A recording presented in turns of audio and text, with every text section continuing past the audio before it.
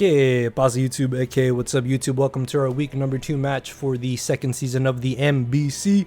We are taking on Daria. Her channel link and stuff will be down below for you guys to go check out. If you missed our week 1 battle, definitely check that out as well. If you guys want to skip to the actual battle itself, this should be a little timestamp down there and you guys can skip to that and check out the question of the day. So spoilers for week 1. Unfortunately we did lose, but hey, we've lost week 1s before and we've made a comeback, so hopefully we are able to bounce back here heading into week number 2 against another opponent that we've never faced before in Daria.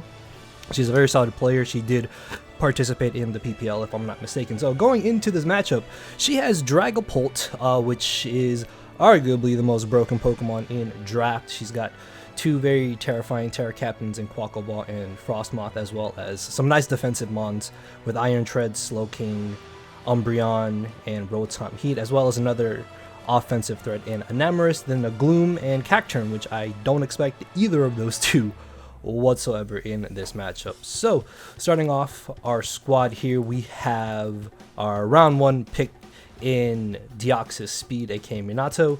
Looking at this matchup, it might be pretty difficult for her to spin against us, so I figured that a hazard stacking lead in Deoxys would be really good. If we're able to get up rocks and spikes in this matchup, things should be dropping left or right. Shout out to the front office homies for helping me out here. We didn't get too much time to prep because I had some things come up, but regardless, the game plan is to lead off with this, hopefully be able to get up rocks and lay our spikes and then just kind of go from there. Next off, we have Assault Vest Tornadus, offensive Assault Vest Tornadus. This is able to do some really good damage to her squad with hazards up.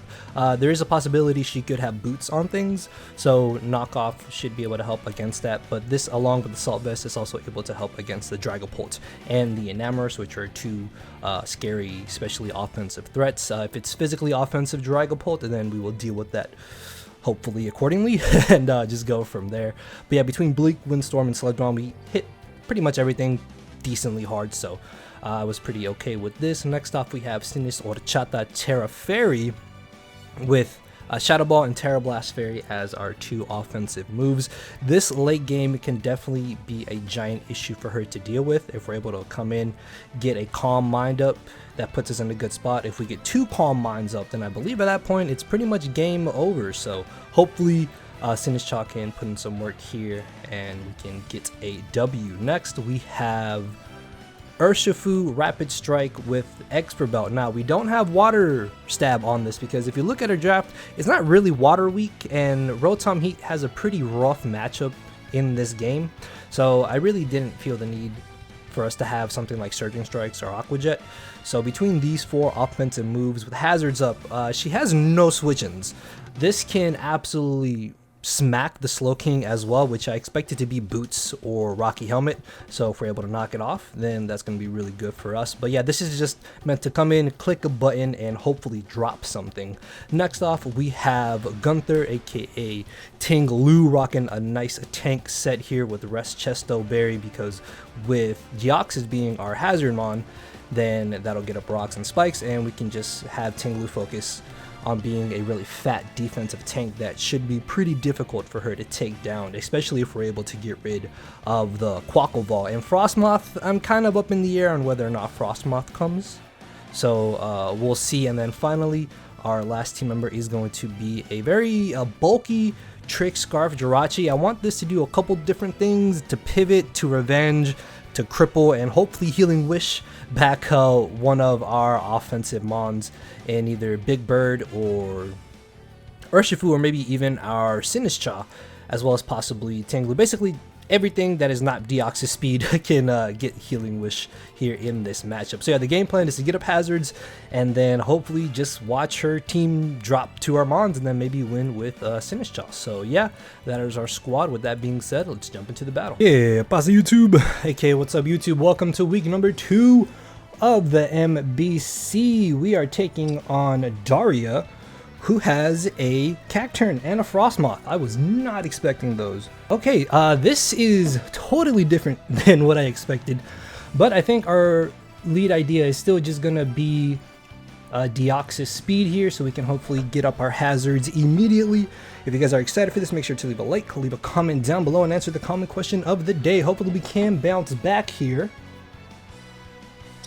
after an unfortunate loss week 1. So yeah, never played Daria either. Her channel link and stuff will be down below.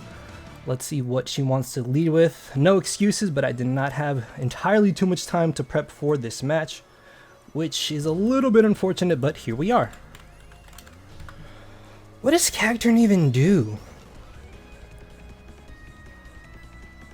Oh, I just die. Is this what happens? I just drop to this?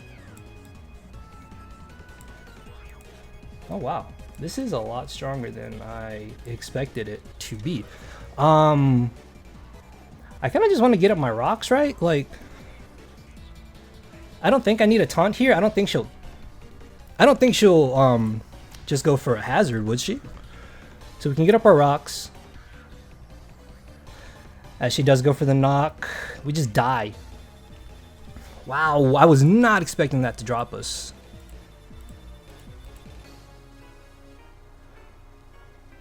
Yeah, in no world did we ever live that. Wow. In no world did we live that. So I can bring in Tornadus now and just U-turn, I think. That's fine. I'm not too worried about this. It would have been nice to get up a spike.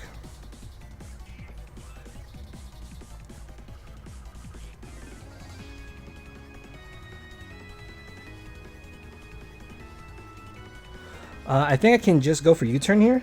Gains his momentum. We get the KO here. Do I want to stay in? It doesn't really matter if she sucker punches us initially.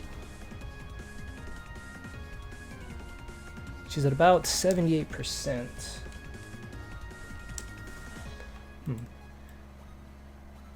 So she is going to switch. 78. In comes the Slow King. So it's not boots. Okay, that's good. That's actually really good. She turns out to be helmet. Okay. I was hoping to have up a layer of spikes. That is a little bit unfortunate.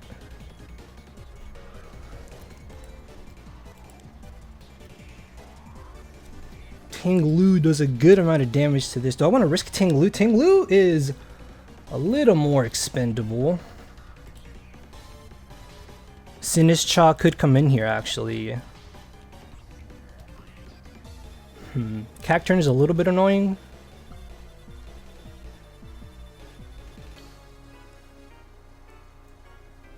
I'm not sure, honestly, what I want to do here. I think I can just U-turn here, probably. With Urshifu.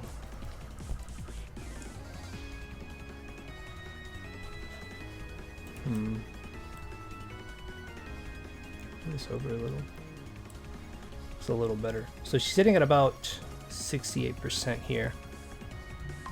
I want to say we live, honestly, any hit. I almost just want to stay in here and go for the Thunder Punch, but U-turn is probably my better play here. As we do a good chunk to her. We are going to take helmet, but that's not the worst.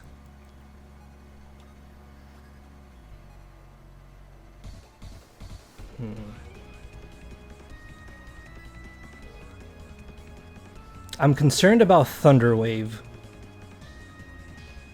Thunder Wave would be really problematic. I'm going to go into Ting-Lu. She might just chilly reception, in all honesty. Let's see. Maybe Skull, Thunder Wave. Psychic. Oh, she did Psychic. Awesome. This is great because now we can just go for the Throat Chop, right? Throat Chop is pretty free here. Earthquake is as well. Yeah, Earthquake will knock her out. She has no switch-ins to this, actually. I could just Earthquake here pretty freely, right? Yeah, Earthquake basically hits everything. I don't think she'll hard into the Moth. Cacturn could be her switch-in here, actually, now that I think about it. Heavy Slam does a good chunk of damage to it, though. I think I'm just going to Earthquake. I'm fine with this. Earthquake does good damage to this. She is going to switch 25. She's like at 55 then. Yeah, Cacturn comes in. Heavy Slam would have knocked her out here anyways. This is not necessarily the worst thing ever.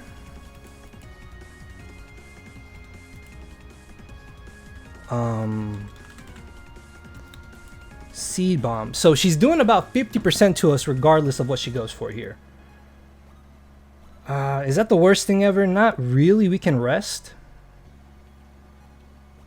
I'm a little worried about knockoff here. I could hard into Tornadus, honestly. Knockoff would really suck, though. Knockoff into Sucker could knock us out.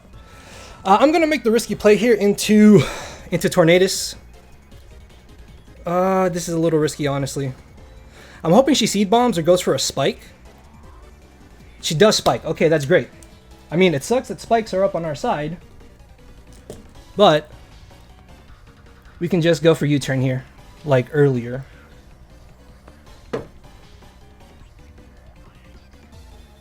She's like at 39%.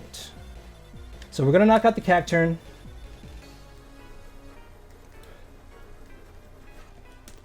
She's got a Spike on our side. We have rocks on her side.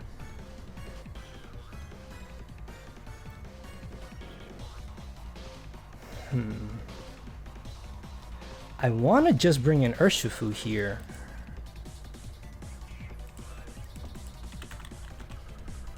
Let's see, Dragapult. Oh, if it specs, we just die. Ooh. I think I have to bring in either Jirachi or Urshifu. I think Urshifu's fine here. We might force in the Dragapult. And we take the Spike, unfortunately. I forgot about the Spike, if I'm being honest. Darn it.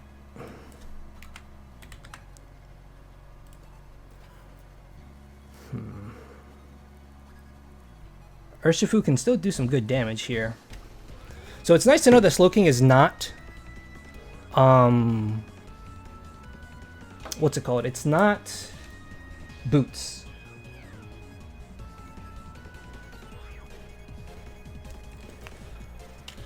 So let's see what she wants to go for. Maybe she doesn't know that we are... Choice. I mean, not Choice, sorry. That we are, running the item. Oh, this is actually... Oh, this could be right in range of Thunder Punch. Depending on her investment, this is actually in range of Thunder Punch. Dude, if I was adamant, this would 100% be in range. I just need to be aggressive with Urshifu at this point. Like, why am I being worried and going jolly? I'm going to risk it. This is right in range of Thunder Punch. Come on. Yes! Let's go! Let's go. Down goes Slowking. That's great. That is great. That's one giant nuisance out of the way. That means Tinglu has a little more merit now. In comes Dragapult.